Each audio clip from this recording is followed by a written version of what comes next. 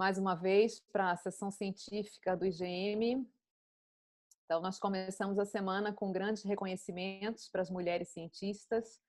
No dia 7 de outubro, quarta-feira, foi anunciado o Prêmio Nobel de Química, concedido a Emmanuelle Charpentier, do Max Planck de Berlim, e Jennifer Doudna, da Universidade da Califórnia, em Berkeley, pelo desenvolvimento do método de edição genômica, que são as duas pesquisadoras, então, que vocês estão vendo aí na foto projetada na tela. Eu acho que essa foto ela é bem simbólica, primeiro porque ela mostra a parceria entre as mulheres, que eu acho que é essencial se nós quisermos avançar ainda mais para uma existência mais igualitária no mundo. E segundo, porque também essa foto simboliza, acho que a parceria e a colaboração que são essenciais na ciência como um todo, que a gente bem conhece, mas que também acho que está representado pelos outros laureados pelo Prêmio Nobel esse ano. Então, tanto os laureados na física, que incluem também uma mulher, mas também pelos laureados no Prêmio de Medicina, que foi concedido aos 3 cientistas que participaram, então, trabalharam conjuntamente para o descobrimento, do vírus da hepatite C. E para encerrar essa semana, então, de grandes premiações e reconhecimentos, é com grande prazer e alegria que eu apresento para vocês a doutora Fernanda Oliveira Novaes. Ela é aluna egressa do nosso programa de pós-graduação em patologia da Fiocruz Bahia, em ampla associação com a UFBA. Ela fez mestrado e doutorado no PGPAT, sob minha supervisão. Depois de concluir o doutorado, ela fez o pós-doutorado na Universidade da Pensilvânia, sob supervisão do Dr. Philip Scott, na gloriosa Filadélfia, e depois se tornou Research Associate no mesmo departamento de patobiologia. E agora, no meio da pandemia da Covid-19, a doutora Fernanda assumiu a posição de Assistant Professor na Ohio State University College of Medicine. O laboratório da doutora Fernanda pesquisa o crosstalk entre tecidos e células do sistema imune, e o interesse principal do laboratório é entender como a doença causada pelo protozoário parasita Leishmania altera o microambiente e influencia o fenótipo que as células T exibem durante a infecção. Então, Fernanda, muito obrigada por ter aceitado o nosso convite para participar desse seminário e vamos, então, ouvir você. Obrigada.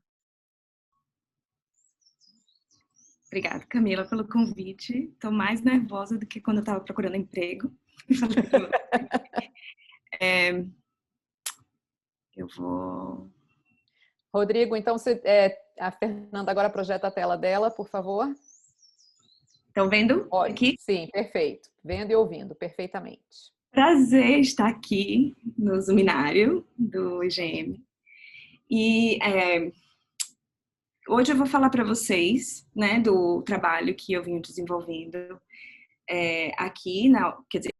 aqui nos Estados Unidos, desde que eu vim para cá como pós-doc, na verdade como estudante de doutorado. E eu vou contar a minha história, né, o meu percurso científico aqui nos Estados Unidos e como isso também foi feito em colaboração com o Brasil.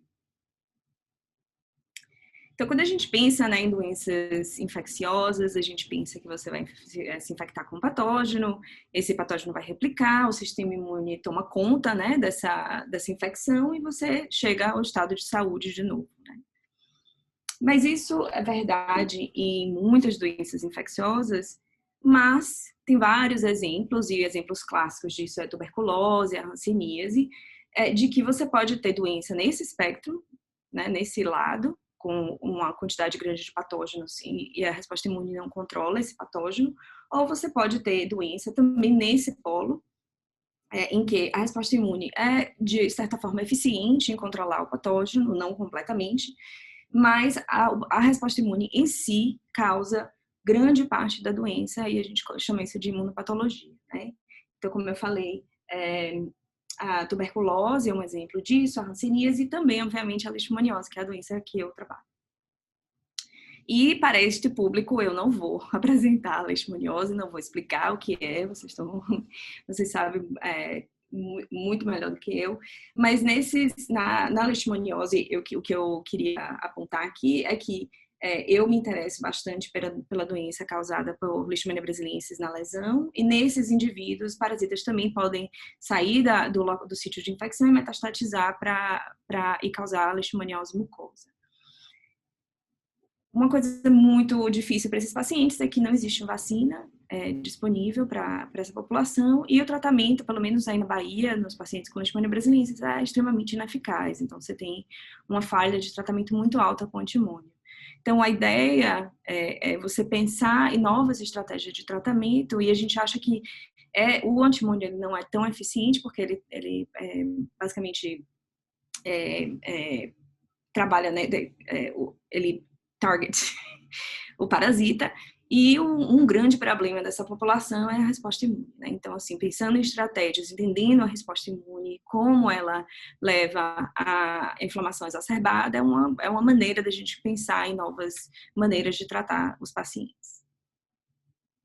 Então, a gente conhece e entende muito bem como esses parasitas são controlados. Então, eles são liberados pelo flebotomínio na pele. Você tem uma lesão e as células dendríticas são essenciais para produzir IL-12, que vai diferenciar as células TCD4 e interleukin-1, produzir interferon-gama, que leva à ativação das células infectadas, que vão, então, eliminar o parasita. Isso é bem clássico e bem compreendido na leishmaniose, especialmente no modelo Murino. E os linfócitos TCD8, historicamente, antes desse artigo aqui de Yasmin Belkade no laboratório de David Sachs, lá no NIH, se pensava que eles não faziam muita coisa nessa doença. Mas Yasmin mostrou que os linfócitos TCD8 também produzem interferon-gama, e esse interferon-gama, no caso, no artigo dela, a hipótese era que era importante também, cooperava, né, com a célula CD4 no controle parasitário. Mas, 2 anos depois, o grupo de Phil Scott com o Judy Zona, que agora tem o seu próprio laboratório de leishmaniose, mostrou que esse interferon-gama dos linfócitos CD8 são essenciais durante o priming da célula CD4, então eles produzem interferon-gama numa quantidade grande, que é essencial para o IL-12 ser produzido e induzir o desenvolvimento da resposta TH1 protetora, enquanto isso bloqueia o desenvolvimento da resposta TH2. Então, nos anos 2000, essa história mudou um pouco e a ideia era que os linfócitos TCD8 eram protetores pela produção de interferon-gama, principalmente para ajudar o desenvolvimento de uma resposta TH1. Mas a história que eu vou contar hoje é exatamente o oposto, né? Eu vou passar a maior parte do meu tempo falando sobre como a gente agora entende que os linfócitos TCD8 na lesão são citotóxicos, ou seja, e eu vou chamar eles de CTL, né? Cytotoxic T lymphocyte. Eles produzem perfurina e granzimas e essa morte mediada por grânulos, então, induz a morte celular e causa a inflamação, que é uma grande fonte de inflamação na lesão desses pacientes. E aí, como Camila falou, meu laboratório começou durante a pandemia e é recente, eu vou focar bem pouquinho no que é que eu vou fazer agora, a partir de agora. E o meu objetivo é entender essa dicotomia, né, esse paradoxo, desculpa, de linfócitos TCD8 que podem ser protetores, enquanto ao mesmo tempo eles são patogênicos. Como meus dados eles vão ser bastante entre humanos e camundongos, eu vou ter isso aqui no slide, mas eu vou tentar falar aqui o dado de pacientes versus dados em modelos murinos. Então, a história não vai ser contada exatamente como ela aconteceu, né? Ela começou no Brasil e eu vou falar um pouquinho disso no final, mas eu vou contar a história como ela é palatável, como ela é mais fácil de ser contada. E ela é mais fácil de ser contada para a gente perguntar, que na época a gente perguntou como é que essa doença ela se desenvolve em pacientes, né? O que determina que os pacientes eles têm doenças graves. E tem várias estratégias que uma pessoa pode usar para responder essa pergunta. A gente resolveu fazer na época microarray. Hoje em dia as pessoas já no laboratório de Phil já fizeram RNA-seq, mas na época a gente fez um microarray, não um microarranjo. E a ideia na época do microarray era para determinar a composição da lesão. Isso é um bias, né? Sobre um bias, quando você começa um experimento desse, você compara a lesão com a pele sadia e vê o que aparece, basicamente. E a ideia é que, com essa informação, a gente gerasse uma hipótese para testar em camundongos, porque em humanos você só sabe que a resposta existe, mas você não sabe se ela causa ou é uma consequência da doença. E com isso a ideia era, em modelos molinos, bloquear essas vias e ver se isso protegia o camundongo. Com a ideia final, né, de que a gente pode usar essa informação para promover clinical trials para tratamento em pacientes. E esse trabalho foi feito, a parte toda em humano, foi feito em colaboração com o laboratório do Dr. Edgar Carvalho, que na época estava na UFBA ainda, mas agora é colega de vocês na Fiocruz. E a gente foi para a corte de pedra e a gente obteve a pele de 25 indivíduos, a biópsia, né, da borda da lesão de 25 indivíduos com leishmania brasiliensis, e a gente comparou a resposta à pele de 10 indivíduos normais. E o que a gente achou foi surpreendente, né? Quando a gente olhou essas lesões, a gente viu que tinha mais de 2.000 genes diferencialmente expressos entre uma pessoa infectada e a pele de uma pessoa sadia. É uma quantidade grande, esse cutoff foi stringente, né? Não era, então, assim, tinha uma quantidade muito grande de diferenças entre essas lesões. Só que em 2.000 genes você não vai conseguir entender exatamente o que é que está acontecendo na doença. Então, a gente olhou quais eram as vias biológicas que estavam presentes nessa lesão. E a gente usou várias bases de dados para olhar essas vias biológicas. Então, aqui eu estou mostrando um heatmap de pathways, né, de vias biológicas e não genes. Então, cada coluna aqui é uma amostra. Aqui são os indivíduos sadios e aqui são os indivíduos com leishmania brasiliensis. E o que a gente pode ver é que esses 2.000 genes diferentemente expressos, eles são explicados por uma quantidade pequena de vias biológicas, né? Então, assim, aqui a maioria dessas databases, elas dão basicamente o mesmo resultado, então a gente combinou esses resultados para simplificar. E a primeira coisa que chamou a atenção foi citotoxicidade.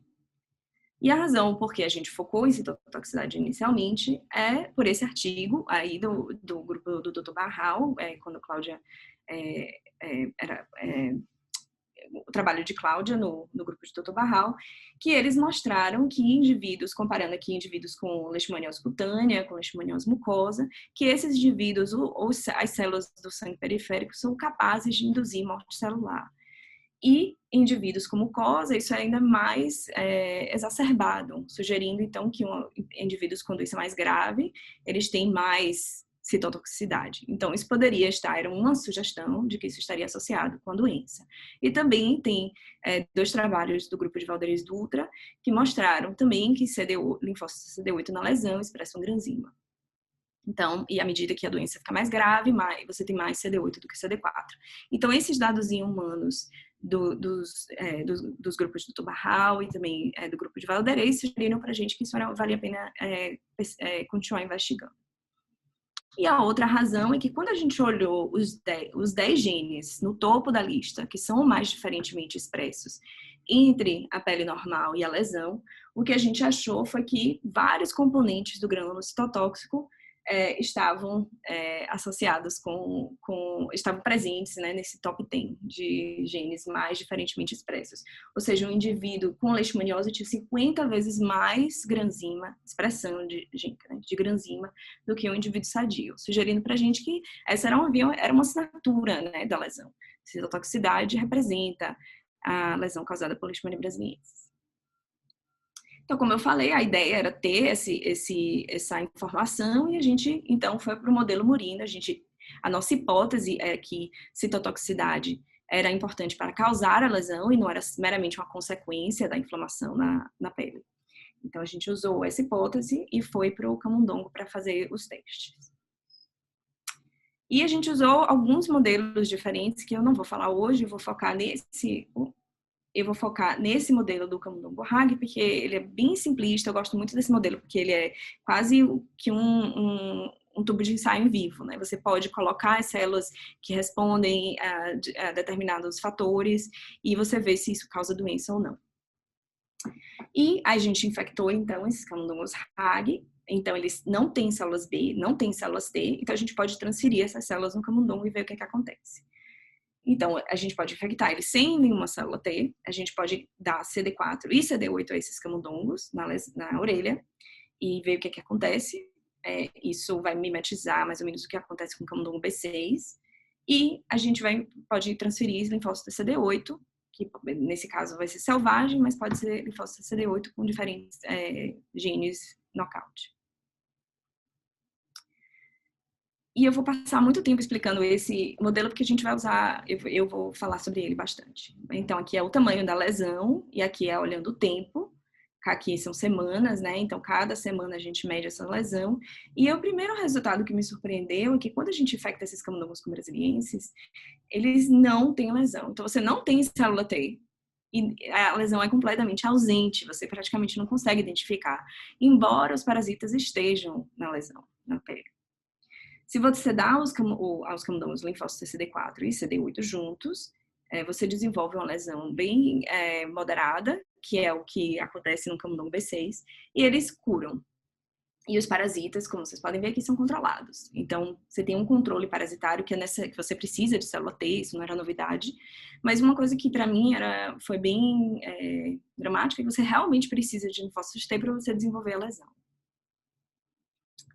E por último, obviamente, a gente transferiu os linfócitos CD8 e como vocês já devem esperar, né, a transferência de linfócitos CD8 nesses camundongos gera uma lesão grave, que vocês podem ver aqui nessa foto, e caracterizada pelo mesmo número de parasitas do Hager sem linfócitos T. Ou seja, isso aqui diz várias coisas, né? Você precisa de células T para desenvolver lesão, elas participam no desenvolvimento da lesão. O número de parasitas, embora seja igual entre esses animais e esses animais, isso está dizendo que os linfócitos CD8 não controlam o parasita, né? E, ao mesmo tempo, eles causam essa doença grave nos animais.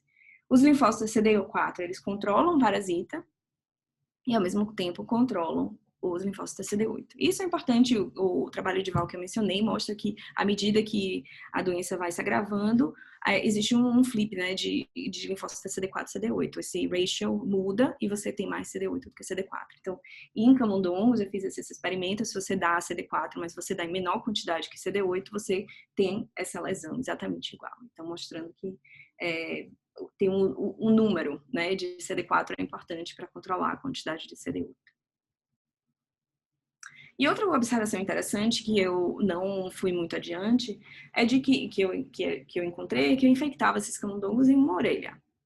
Mas eu não conseguia distinguir onde a primeira infecção foi. Os parasitas, eles metastatizam, né? Eles vão para outras regiões. Aqui a gente está olhando a orelha, mas isso acontece no nariz, não sei, né, se tem parasitas na mucosa, mas tem na pele, na pata, na cauda. Então, os parasitas, eles vão para todos os lugares, sugerindo que não só os linfócitos CD8 são responsáveis pelo desenvolvimento da lesão primária, mas eles também são responsáveis podem estar envolvidos na indução de doenças como leishmaniose mucosa, pela indução de metástase dos parasitas.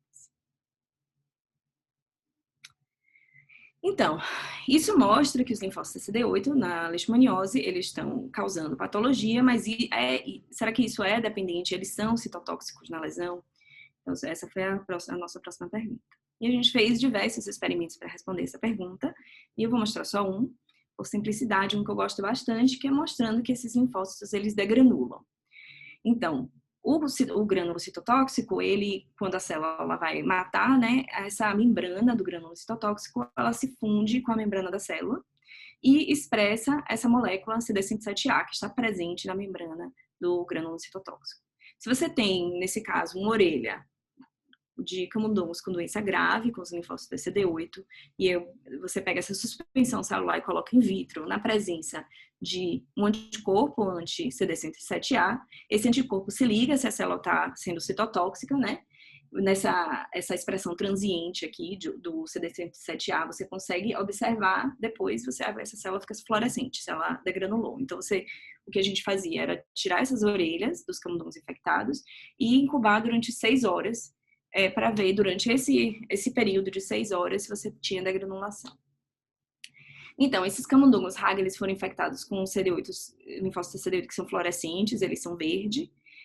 A leishmania aqui é vermelha, então a gente pode saber que se essa célula está infectada ou não. E o CD107 em azul. Isso são orelhas que a gente incubou e a gente passou no citômetro que é um citômetro especial, que ele tem um microscópio acoplado, e você pode tirar fotos, ele chama Image Stream Flow Cytometer. E você pode tirar fotos à medida que essas células passam no citômetro. E aqui são 4 exemplos do que a gente observou com uma certa frequência, que são linfócitos CD8 associados a essas células infectadas, e nessa sinapse entre a célula citotóxica e a célula infectada, a gente consegue ver o CD107A, mostrando que essas células, de fato, estão degranulando em células infectadas, né? E se a gente quantificar isso em vários exemplos, o que a gente encontrou foi que isso acontece mais frequentemente em células infectadas comparado às células não infectadas. Então, mas isso diz que elas podem, mas isso realmente está causando doença. Então, para mostrar isso, a gente usa o nosso in vivo test tube, né, que é o RAG, que a gente pode tirar mecanismos efetores dessa célula. Como eu falei no começo, os linfócitos CD8 produzem interferon gama, né? Poderiam produzir interferon gama, e o excesso de interferon gama poderia ser a causa dessa doença grave nos camundongos, ou poderia, nossa hipótese estar correta, e a degranulação, que depende de perfurina, poderia estar causando essa inflamação exacerbada na orelha desses camundongos. Então, de fato, se a gente transfere linfócitos TCD8 que não produzem interferon gama, a lesão é igual. Isso diz, então, pra gente que não é interferon gama que está fazendo isso. Mas se a gente dá para esses camundongos linfócitos TCD8 que são deficientes de perfurina, eles não desenvolvem a lesão grave que é observada nos camundongos selvagens, mostrando, então, né, de fato, que essa citotoxicidade é importante para o desenvolvimento da lesão. Então, nessa época, a gente construiu esse modelo usando dados em humanos, né, do microarranjo e citometria de fluxo também em humanos. E os dados em camundongos, a gente encontrou que essa citotoxicidade induzida mediada por grânulos, ela induz a morte celular. E isso não é intuitivo, né? Você imagina que a célula hospedeira morre, o parasita deveria morrer junto e não causar e não propagar a doença. Mas o que a gente encontrou foi justamente o contrário, que essa morte, os parasitas estão ótimos, eles conseguem infectar novas células, eles vão para outros tecidos distantes, e a morte celular, então, leva à inflamação. Mas o que isso não respondia na época, né? Como exatamente essa relação entre a morte celular e a inflamação está acontecendo. Para a gente responder essa pergunta, a gente voltou para o nosso microarranjo, o nosso microarray, para ver o que outra via biológica era presente nessas lesões que poderia explicar como a citotoxicidade causa doença. E o que chamou nossa atenção foi o inflamossomo, porque o inflamossomo ele pode ser ativado através por conteúdo intracelular, como ATP, HMGB1, entre outras coisas. E especialmente isso acontece com o NLRP3 inflamossomo, que era um dos genes mais expressos nesses pacientes afetados por leishmania brasiliensis. E L1-beta também era altamente expresso nessas lesões dos pacientes.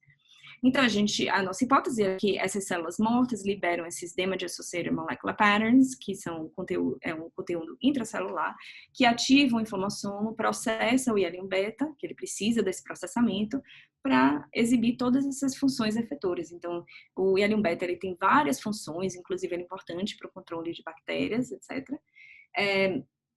Mas ele também é responsável por causar doenças autoinflamatórias, e existe muito interesse em drogas que bloqueiem tanto o inflamossomo quanto o IL-1-beta, já que é associado com o desenvolvimento de doenças inflamatórias e pode promover a sobrevivência, pode induzir quimotaxis de células para o tecido. Então, era um candidato que fazia sentido para a gente investigar. A primeira coisa era ver se realmente o IL-1-beta estava mais presente nos camundongos que têm linfócitos CD8 comparado com os camundongos sem célula. E a razão para isso é porque esses camundongos eles têm o mesmo número de parasitas. Então, o que seria diferente é a patologia induzida pelos linfócitos CD8. Então, a gente infectou os camundongos RAG e a gente mediu por citometria, por RNA, ELISA e IL-1-beta. Eu vou mostrar só o dado de citometria. E aqui é o resultado da citometria, mas você pode ver isso melhor aqui no gráfico de barras, que só a infecção com leishmania, então esse é o RAG sem parasita, esse é o RAG com parasita, você não tem diferença na expressão de L1 beta. Mas quando você dá a esses animais o linfócito TCD8, você tem uma quantidade significativa de mais L1 beta, pró-L1 beta, né, ou antes de ser clivado, na lesão desses camundongos com linfócitos TCD8. Mas isso não diz pra gente se isso é a causa ou se isso está ajudando ou piorando a lesão, né? Então, para fazer isso, a gente resolveu tirar o L1 beta ou tirar o inflamossomo e ver o que acontece nessas lesões causadas pelos linfócitos CD8. Então, a gente usou diversas estratégias, camundongos nocaute, etc. Mas eu vou mostrar só 2 estratégias. Uma que seria o canakinumab, que é um anticorpo monoclonal, que é uma droga em humanos, para bloquear especificamente o L1 beta, ou no caso aqui o gliburide, que é uma droga usada para diabetes, mas que tem esse efeito de bloquear especificamente o NLRP3. E tem outra droga que agora, na época que eu usei, ela é uma small molecule, que ela bloqueia, né, o NLRP3, mas agora ela já estão fazendo clinical trials com esse MCC950, que foi descoberto por Luke O'Neill na Irlanda. Então, essa é outra droga que é específica para o NLRP3 e que a gente usou para bloquear o inflamossomo. Então, esses camundongos Hag, eles são infectados com leishmania. A gente espera 2 semanas para a doença se estabelecer e aí a gente usou essas drogas para ver se isso afeta o desenvolvimento da lesão e o número de parasitas.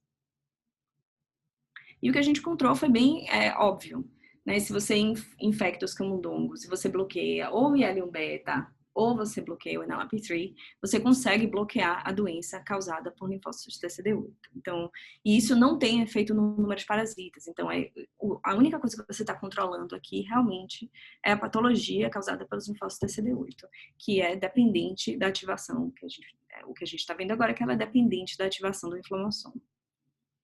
E em humanos, a gente queria ver se realmente existia essa correlação entre citotoxicidade e L1 beta. Isso não é uma coisa que a gente sabia que existia, né? Será que, assim, a citotoxicidade já foi mostrada como patogênica em algumas doenças e L1 beta nas mesmas doenças ou em outras doenças, mas se realmente elas tinham uma ligação, não era uma coisa que a gente sabia, especialmente em humanos. Então, a gente voltou ao microarray, a gente olhou a expressão de granzima e comparou a expressão de L1 beta. E o que esses resultados mostraram é que, de fato, em humanos também existe uma correlação muito forte entre citotoxicidade e L1 beta. Isso não é verdade para, por exemplo, o L1 alfa, que não precisa do inflamossomo, né? O L1 alfa não correlaciona com granulos citotóxicos, isso está no artigo, mas só para dizer que não é qualquer resposta inflamatória que está induzida na lesão que correlaciona com citotoxicidade, mas especificamente o inflamossomo e L1 beta. Então, com esse artigo, a gente conseguiu destrinchar um pouco melhor esse modelo, né? A gente, combinando as 2 histórias, né? Os linfócitos citotóxicos causam doença, metástase, mas o que esse artigo mostrou é que essa liberação do conteúdo intracelular, né? Isso tem alguma pessoa no laboratório de Friscott agora tentando entender esse mecanismo, leva ao processamento do IL-1 beta, e isso acarreta na inflamação grave que a gente observa nesses camundongos. E a gente acha que isso também tem importância nos humanos, baseados né, que essas hipóteses foram geradas por dados em humanos e a habilidade da gente ver essa correlação entre citotoxicidade e L1 beta. E isso é importante porque a gente pode pensar que essa via pode ser bloqueada por drogas. Então, se a gente está pensando em imunoterapia, em doenças infecciosas, que assusta muita gente, mas a gente pode pensar que isso, combinada com o antiimune, você pode bloquear a resposta inflamatória e continuar mantendo o controle parasitário via antiimune. A gente pode, né, nesse modelo, a gente pode usar drogas que bloqueiam o NLRP3, drogas que bloqueiam o IL-1 beta. E se você é médico, você deve estar pensando que eu sou louca, porque como é que você vai dar uma droga caríssima para uma população negligenciada? Como é que isso vai se tornar viável? Provavelmente não vai se tornar viável a curto prazo, mas isso é a forma de provar o princípio de que pode ser feito, que deve ser considerado. Se drogas mais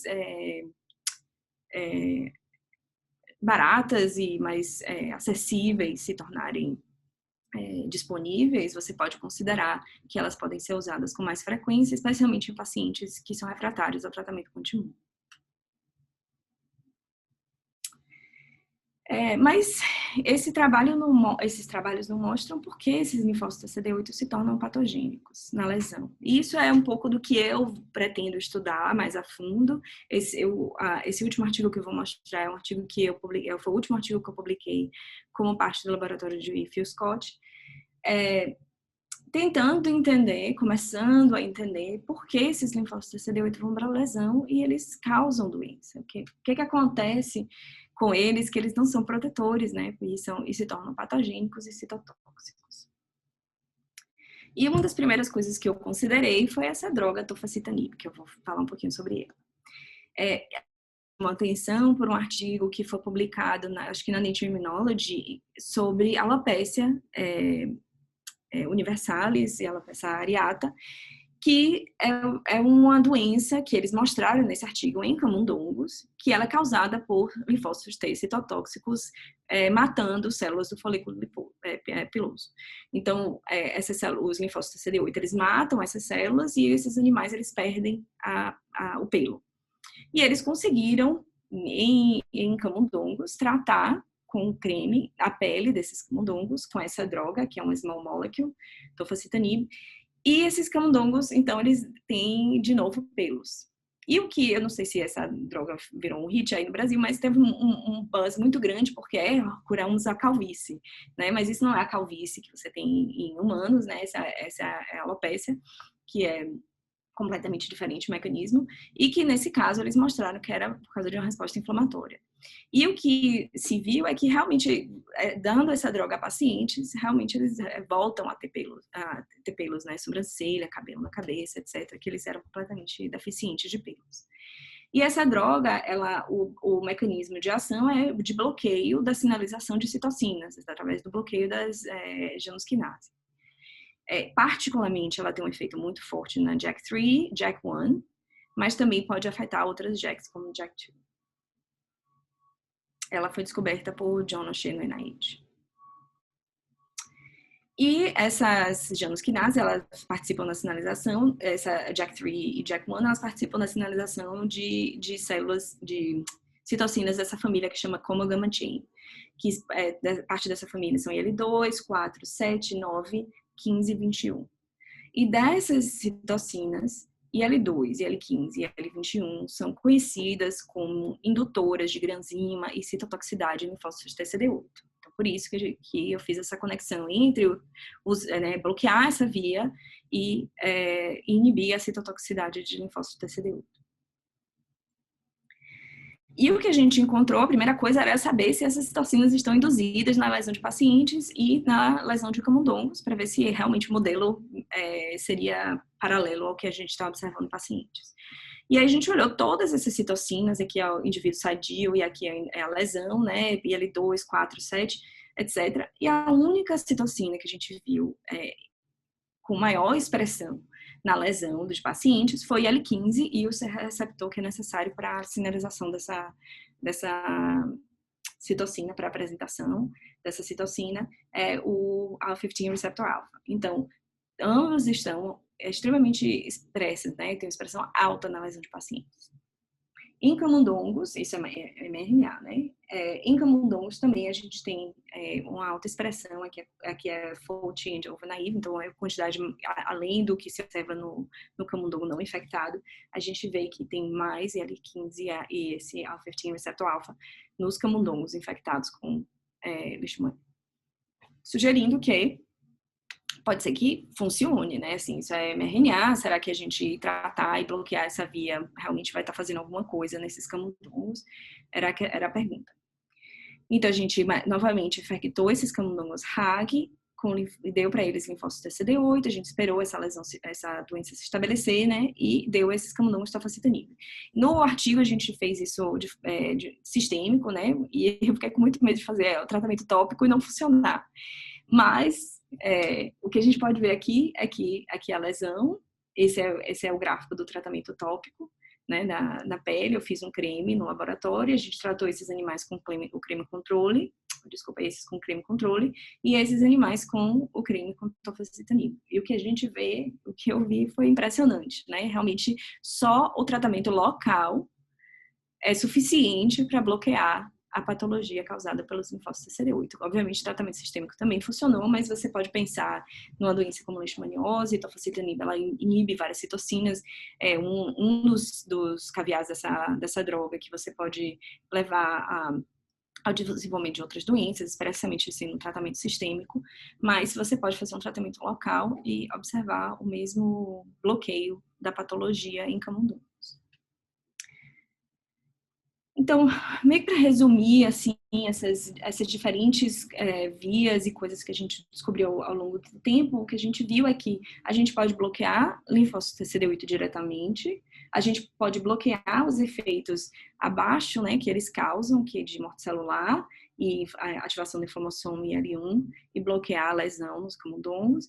E tem esse artigo também que eu participei, né, mostrando que a disbiose, né, de Staph na lesão, ela também aumenta a expressão de IL-1β e Augusto Carvalho, quando era pós-doc no laboratório de Phil Scott, mostrou que você pode também, através do desenvolvimento de disbiose, bloquear essa doença. Ou seja, são várias vias que levam a essa produção exacerbada de IL-1 e pode ser por CD8, disbiose, e isso acarreta na doença pró-inflamatória que a gente observa em pacientes com leishmania brasiliensis.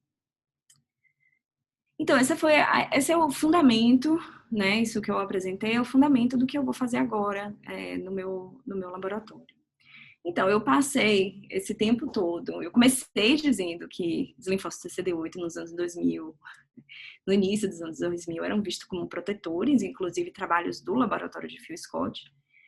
Mas aí eu passei esse tempo todo falando que não, eles são patogênicos, eles causam doença, eles causam morte celular, ativação de inflamação e doença. Então, como é que eu convivo com esse paradoxo internamente, né? Então, eu resolvi tentar entender. Primeiro, duas coisas, né? Entender como é que existe essa função, esse paradoxo na mesma infecção, mas também entender como é que esses linfócitos CD8 tomam essas decisões, né? Porque eles optam por uma via biológica versus outra, né? Então, a primeira coisa foi olhar na lesão se os linfócitos CD8 realmente produziam interferon gama. Então, a gente usou vários modelos, eu fiz isso de diversas formas, usando camundongos reporter para interferon gama. E a conclusão geral é que não. A quantidade de interferon gama que eles expressam na lesão é muito pequena, em comparação, por exemplo, com linfócitos CD4, que são capazes de expressar interferon gama na lesão. Isso é uma outra forma de mostrar esse resultado, mas incluindo a capacidade de linfócitos CD8 serem citotóxicos. Então, aqui são camundongos infectados com leishmania e a gente fez citometria de fluxo. E aqui é mostrando, em forma de T-SNE, né, um agrupamento, uma forma mais visual de olhar isso, né, de essas células, as células que produzem interferon gama e granzima se separam, né? Então, você tem um grupo de células que produzem interferon gama, um grupo de células que produzem granzima B. E quando você olha, esse grupo de interferon gama producers, ela desaparece da lesão. Ela não existe aqui. E as células que estão na lesão, elas simplesmente produzem granzima e são citotóxicas. No linfonodo é o contrário. No linfonodo, sim, elas são capazes de produzir interferon gama e a população que produz granzima B está ausente. Demonstrado de outra forma, você vê que, por exemplo, nesse camundongo, 5% das células da orelha produzem interferon gama, linfócito CD8, enquanto 70% produz interferon gama no linfonodo, e o contrário acontece com granzima, né? A granzima, ela é prevalente na orelha e ela é praticamente ausente no linfonodo. Essa ideia de que linfócitos CD8 podem ter essa capacidade de exibir diferentes funções efetoras, dependendo do tecido que elas estão localizadas, já foi vista em outras infecções, como BSV, T-Cruzi, em Graft-Versus-Host Disease, por Philippe Busseau, e também em HIV. Mas não é uma coisa que é completamente compreendida, como é que essas células tomam essas decisões, e eu decidi tomar isso como o rumo inicial do meu laboratório. E para isso eu desenvolvi um modelo para entender o que acontece quando essas células chegam na lesão. Então, eu infecto camundongos que expressam CD45.2.1, eu tiro esses linfócitos CD8 do linfonodo que não expressam granzima e eu transfiro diretamente para a lesão para olhar 24 horas depois se isso induz a expressão de granzima B. Só esse contato com o ambiente da lesão muda o comportamento desses linfócitos. E se eu transfiro elas na veia, né? Esse é o último dado slide de dados que eu vou mostrar. Se eu transfiro essas células no sangue, eu vejo que o recrutamento delas para o tecido induz a expressão de granzima. Se elas vão para o linfonodo, eu não encontro isso. Elas continuam granzyme B negative. E se eu injeto elas diretamente na orelha, só essas 24 horas que elas estão em contato com esse ambiente, você tem um quarto dessas células começam, então, a expressar granzima B. E células do linfonodo não. Então, isso sugere, isso é um modelo tentando juntar, né, os dados, esse paradoxo, né, tentando entender que isso é um fator tecidual, é o tecido que está determinando a função efetora dos linfócitos TCD8. Então, no linfonodo, eles são importantes, e isso vai acontecer antes até dos pacientes virem para a clínica, por exemplo. Eles produzem interferon gama, ativam a expressão desses linfócitos TH1, e isso é importante para a proteção. E uma vez que eles chegam na lesão, eles recebem sinais, um deles é IL-15, mas tem outros sinais que é o que eu estou interessada, como checkpoint inhibitors. Essas células, elas mudam os fatores de transcrição que elas expressam, tem outras coisas que acontecem com essas células, e elas, então, induzem inflamação. Então, é uma coisa que é determinada pelo tecido. E esse é o meu interesse seguindo adiante. E a gente pode discutir um pouco mais se eu não continuar falando muito. Eu queria, antes de, obviamente, agradecer esse trabalho, como eu falei, ele não foi apresentado de forma cronológica, ele começou no meu doutorado, no laboratório de Camila, que a gente fez essa observação que camundongos que não têm MHC-classe 1, ou seja, não ativam a resposta de CD8, eles têm as lesões menores, mas o delta era tão pequeno que era muito difícil a gente argumentar que isso era importante na doença, então eu acabei vindo para os Estados Unidos para desenvolver esse modelo do RAG e ver como isso afetava a lesão, né? E eu tive a sorte de trabalhar com pessoas maravilhosas, como Romulo e Tatiana e muitos outros que não estão incluídos nesse slide. Esse trabalho também não seria tão interessante para mim se não fosse a colaboração com o laboratório do Dr. Edgar Carvalho e todas as pessoas que estiveram envolvidas nesse trabalho, para mostrar que isso também tinha relevância em pacientes com essa doença, né? Obviamente eu tenho que agradecer imensamente a Phil Scott pela oportunidade e todas as pessoas do laboratório dele que me ajudaram ao longo dos anos, Daniel Biden, que foi nosso colaborador para o sequenciamento, e muitos outros laboratórios, tanto na UPenn quanto agora na Ohio State, que são fundamentais para que as coisas aconteçam, né? Como Camila disse, sem colaboradores é difícil fazer as coisas. E, obviamente, o suporte financeiro, que eu recebi tanto do Brasil para vir para cá, como outro suporte financeiro para realizar os experimentos.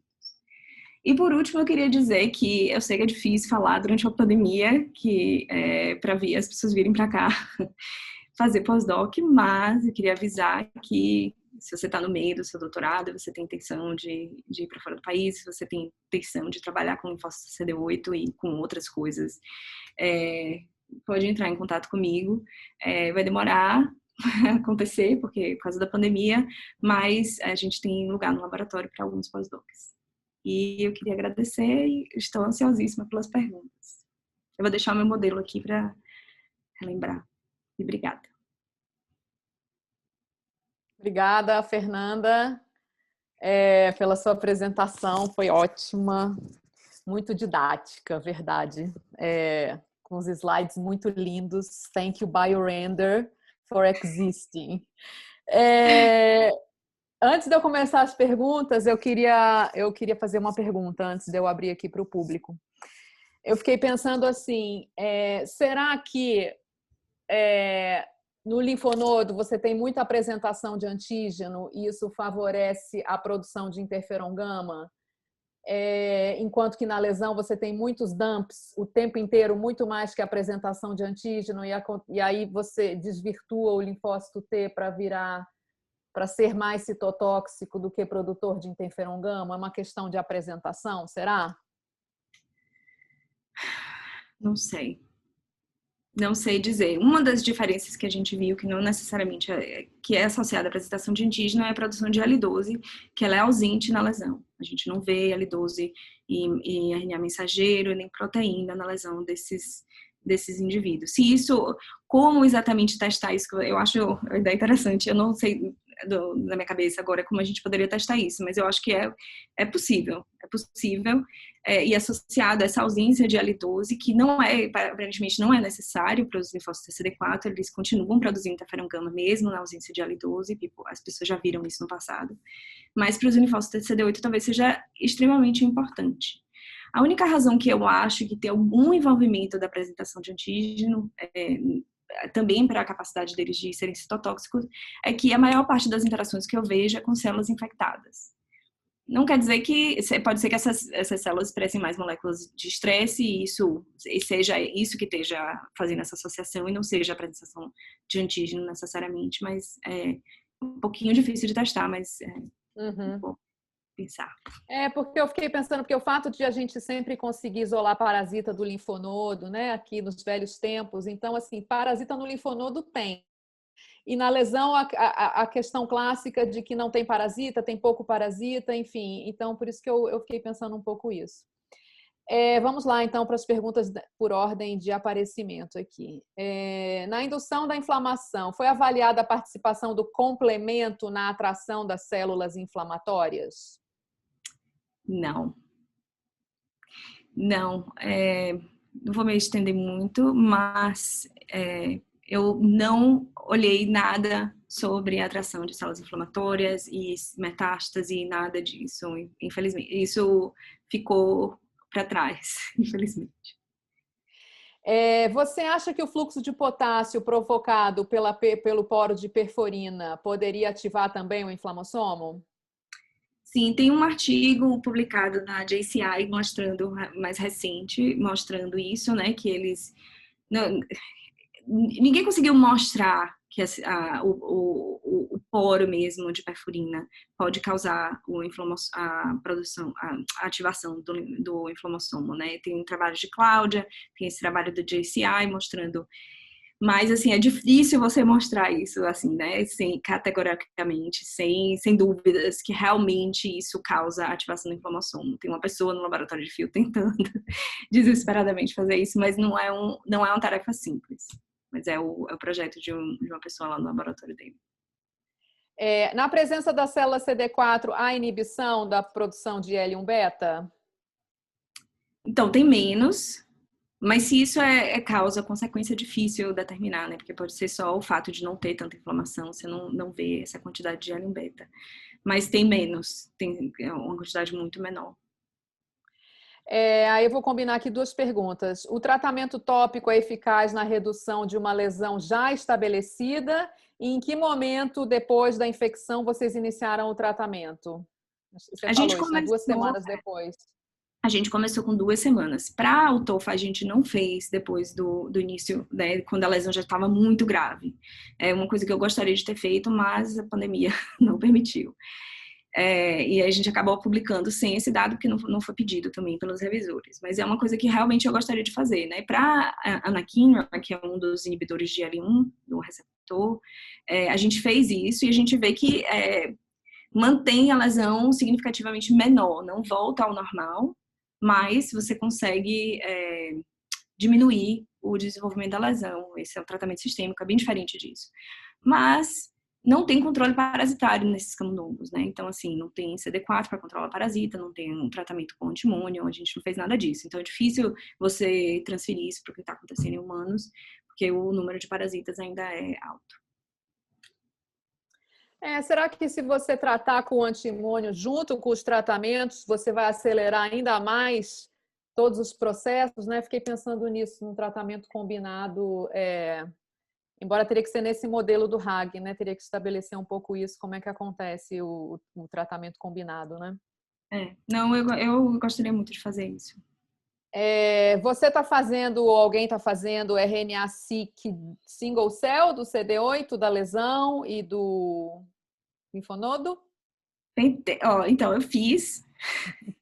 com Camila, inclusive. Mostrou algumas coisas inesperadas para mim, né, que eu não estava esperando, mas a gente não teve até hoje uma qualidade suficiente. Não, na verdade, a gente fez um pool, né? O pool, ele mostrou alguns resultados. O single cell eu fiz e não deu certo.